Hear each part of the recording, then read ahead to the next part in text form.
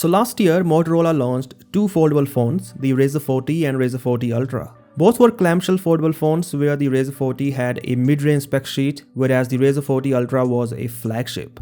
One of the highlights of this series was the cover display on the Razr 40 Ultra because at 3.6 inches, it was the largest cover display on any clamshell foldable phone, even larger than the Samsung's Z Flip 5 last year. The design was pretty interesting with the cover display going around the camera sensors and the LED flash. The company is expected to launch the Razr 50 series soon, and while there is no official announcement yet, the official images as well as the specifications of both the phones have leaked online. And there are some interesting upgrades this year. Starting with the Motorola Razr 50, the phone is getting a pretty big design upgrade this year in the form of a larger cover display. As compared to the Razr 40's 1.5-inch cover display, the Razr 50 features a 3.63-inch cover display.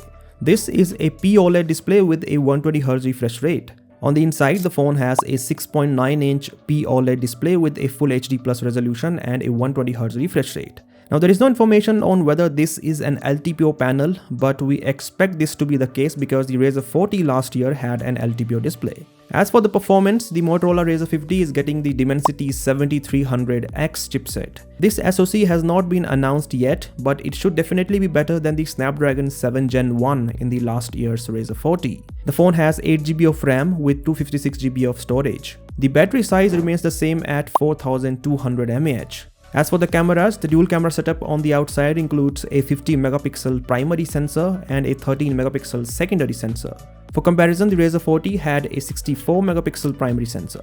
The selfie camera has a 32-megapixel sensor. And well, that is all about the Razr 50. The phone is coming in at least two color options, one with a vegan leather finish on the back, whereas the other with a sandstone finish.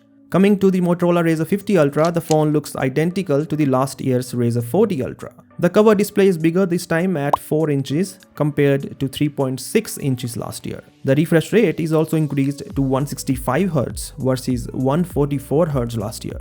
The inner display seems to be the same, that is a 6.9-inch POLED with a Full HD Plus resolution and 165Hz refresh rate. We expect this to be an LTPO panel like last year. Motorola has also increased the battery size to 4000 mAh versus 3900 mAh last year. The charging speed is also increased to 45 watt versus 30 watt. As for the performance, the phone is getting the Snapdragon 8S Gen 3 chipset, which is a significant upgrade over the Snapdragon 8 Plus Gen 1. There is 12GB of RAM with half a terabyte of storage.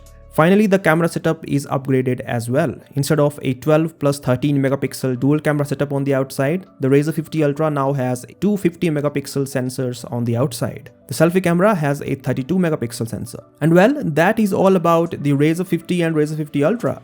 There is no information on the pricing yet, so we have to wait for that. Anyways, what do you think of these specifications and the upgrades in the design? Do let me know via the comment section below, and as always, I'll catch you in the next one.